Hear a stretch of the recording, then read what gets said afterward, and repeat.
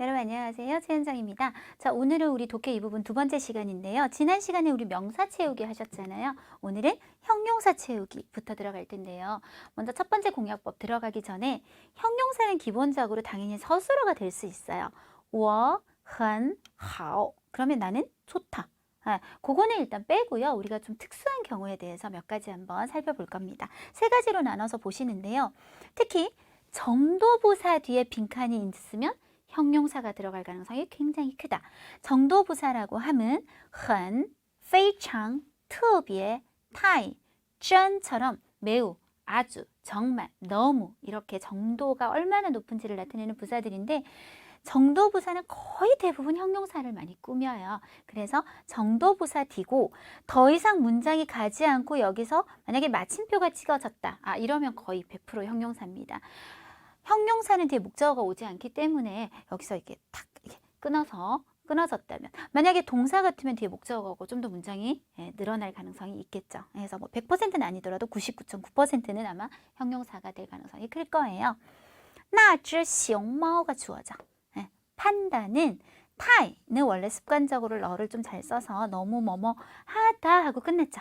그럼 얘를 묘사하는 형용사가 뭐가 들어갔냐면 可爱, 귀엽다 이렇게 들어가는 거죠. 자, 문제에 적용하면 시켜볼게요.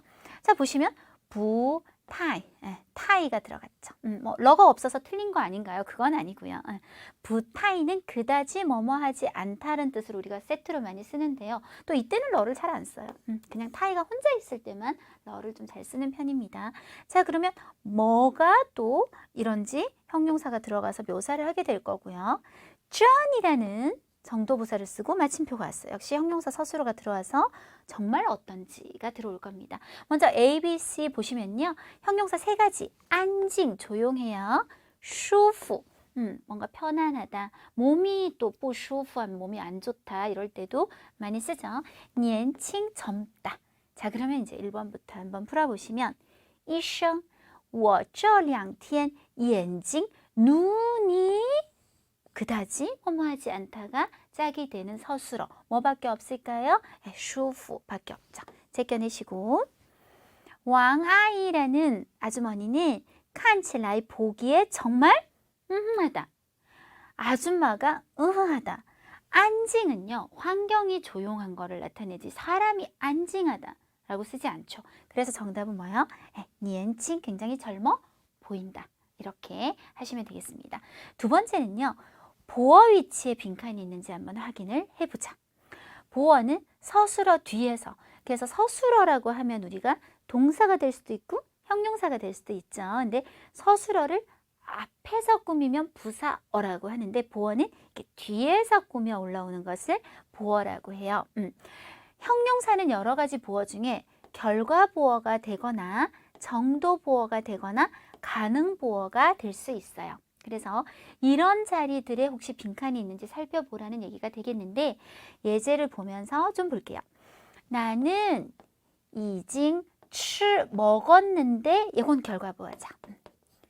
그 결과 얘는 원래 형용사 성분이에요. 가득하다.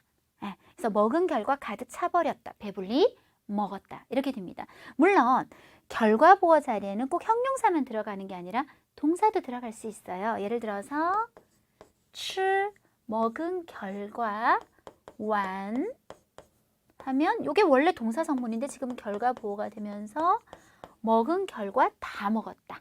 吃完了. 제가 띄우는 이유는 좀 이따가 얘기할게요. 그래서 먹은 결과 뭐뭐 했다 하는 것이 이런 형용사도 들어갈 수 있고 동사도 들어갈 수 있지만 일단 형용사가 결과 보호가 될 수 있다는 데 우리는 지금 초점을 두고 얘기하는 거고요. 이번에는 그는 말을 하는 정도가 很好. 이건 정도 보어죠. 그래서 정도 보어 같은 경우는 형용사가 참 절대적으로 많이 쓰이는 보어이긴 해요. 하지만 역시 꼭 형용사만 쓰는 건 아니에요. 뭐 예를 들어서 기쁜 정도가 눈물을 흘리다 이런 동작이 올 수도 있기 때문에 하지만 좀 많이 쓰는 케이스이기 때문에 형용사일 가능성을 생각해 보자는 거죠. 자, 그리고 마지막에 가능보어인데요. 이 가능보어라고 하는 것은 사실 동사와 결과보어 사이에 여러분이 덜을 쓰면요. 이게 can의 의미가 들어가면서 뭐뭐 할 수 있다는 의미가 추가가 되게 되고 뿌를 쓰면 can't의 의미가 들어가면서 뭐뭐 할 수 없다라는 의미가 추가가 되게 됩니다. 즉 그냥 요게 없을 때는 吃完 하면 먹은 결과 다 먹다, 다 먹다가 되겠지만 吃得完 하면 다 먹을 수 있다. 吃不完 하면 다 먹을 수가 없다. 이렇게 중간에 더와 뿌가 들어오게 되면 이름이 바뀌는 거예요. 결과보어가 아니라 무슨 보어로? 지금 가능성을 나타내지 않냐 해서 가능보어로. 그래서 아까 요 결과보어, 요 된다는 형용사, 그 사이에 더나 뿌가 들어가는 게 꼭 가능보어가 된다는 얘기입니다. 예를 들어 这件事, 이 일은 말이야. 电话里, 전화상에서는 说 하고 원래 뿌가 없었다고 생각하면 칭추는 결과보어가 되는 형용사예요. 즉 말을 하는 정도가 정확히 말을 하다 이렇게 될 텐데 중간에 뿌가 들어가면서 can't의 의미가 들어갔다고요.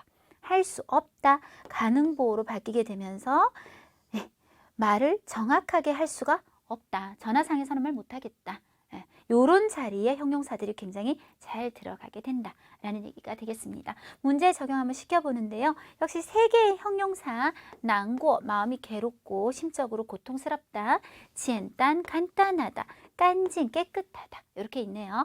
자, 한번 보시면 终于, 마침내, 결국, 바, 뭐뭇을, 뭐뭐를의 뜻을 나타내는 전치사, 厨房, 주방을 청소했는데 그 결과 어떻게 청소가 되었는지 적당한 형용사는 뭐밖에 없죠? 청소한 결과 깐징하게 되었겠죠. 자, 2번 보시면 바로 일단 한번 내려볼게요. 왕징리, 你把事情, 이 일을 想, 더 들어가는 거.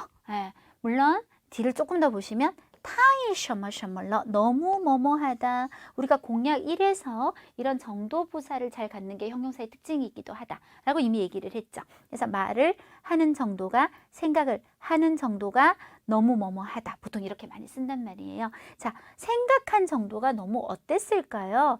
지엔다, 너무 간단하게, 너무 단순하게 생각하시는 것 같아요. 라고 하시는 것밖에 지금 어감에 맞는 것이 없겠죠. 자, 마지막 공략법입니다. 관형어 자리에 빈칸이 있는지.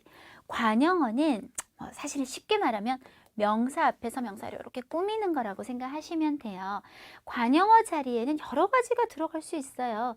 명사를 꾸미는 품사는 굉장히 다양하지만 특히 그 중에서도 형용사인 경우가 가장 많기 때문에 형용사를 한번 생각해 보자 라는 얘기가 되겠습니다. 예를 들어서 我喜欢, 나는 좋아해요. 목적어는衣服, 옷을 좋아하는데 这件漂亮的, 예쁜 옷, 이렇게 명사를 꾸미는 역할을 할 때 굉장히 많이 쓴다. 자, 문제 적용 한번 시켜보도록 해요. 란, 파랗다. 띠, 낮다. 방금 했는데 简单, 간단하다. 天晴了, 날이 맑아졌어요. 你看, 보세요. 밖에, 자, 요거는 호흡을 이렇게 끊으셔서 일단 구름은 구름인데 바이, 윤, 흰 구름. 그러면 우리는 또 형용사를 넣어서 어떤 하늘. 자, 하늘을 꾸밀 수 있는 형용사는 란티엔 밖에 없죠. 푸른 하늘. 일단 한번 바로 가보죠. 자, 칸, 보십시다. 넝뿌넝, 할 수 있는지 없는지를. 找到, 찾아내다. 뭐를? 解决办法, 해결 방법을. 그런데 껑, 더욱 으흐한 해결 방법을 꾸밀 수 있는 말은 뭐밖에 없죠. 우리가 낫다 할 수는 없잖아요. 그래서 간단한 해결 방법 이렇게 되시겠네요. 네. 자, 그러면 우리가 지금까지 배웠던 것들을 실전 테스트에서 한번 체크해 보도록 해요. 일단 이는 기본적으로 들어간다고 했습니다. 빼시고 문장으로 된 형태의 5문제부터 한번 풀어보도록 해요. 非常 하고 문장이 끝났다면 형용사가 들어갈 가능성이 굉장히 커집니다. 그러면 주어와 짝을 이루어야 되니까요. 这家奶茶店 밀크티점은 어떠어떠하다 라고 됐습니다. 可爱, 사랑스럽고 귀여운가요? 有名, 유명하다 말 되죠. 많이, 많이는 보통 주체가 사람이 되어서 사람이 뭔 거에 만족을 해야 되겠고, 신鲜, 신선하다는 생명이 있는 것들, 어떤 식물, 동물, 그래서 과일이 신선하거나 혹은 어떤 생선이 신선하거나, 그 말은 좀 있으면 이제 신선하지 않게 되는 거, 상하게 되는 것들에 써야 되는데 가게가 신선할 수는 없겠죠. 네, 리, 푸르다, 초록색이다. 이것도 좀 말이 안 되고 답은 당연히 유명하다밖에 안 되겠습니다. 제껴놓고 넘어갈게요. 那家超市的水果가 주어고요. 有什么什么有什么什么구문이에요. 有 A, 有 B 해서 A 하기도 하고 B 하기도 해요. 그런데 여기에 이미 형용사로 비엔이 싸다는 말이 있었으니까 병렬 구조로 역시 사과를 묘사할 수 있는 형용사가 서술어로 들어가야겠습니다. 사과를 묘사할 수 있는 형용사 뭐밖에 없죠? 네, 신선하다 밖에 없네요. 자, 3번.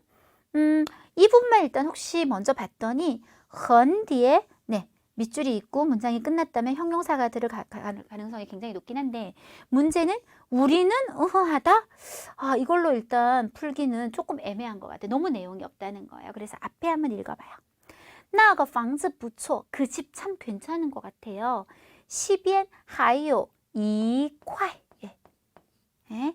이렇게 덩어리진 거, 차오띠 풀밭도 있어서 우리는 그 집에 대해서 어떻다? 很满意, 만족하겠죠. 자, 4번. 蓝天, 아까 했어요. 푸른 하늘, 白云, 흰 구름, 그리고 명사를 꾸미기 위해서 적합한 형용사를 넣어봐요. 뭐밖에 없죠? 绿树, 초록빛 나무들. 네, 자, 5번으로 갑니다. 이제 끝났는데요.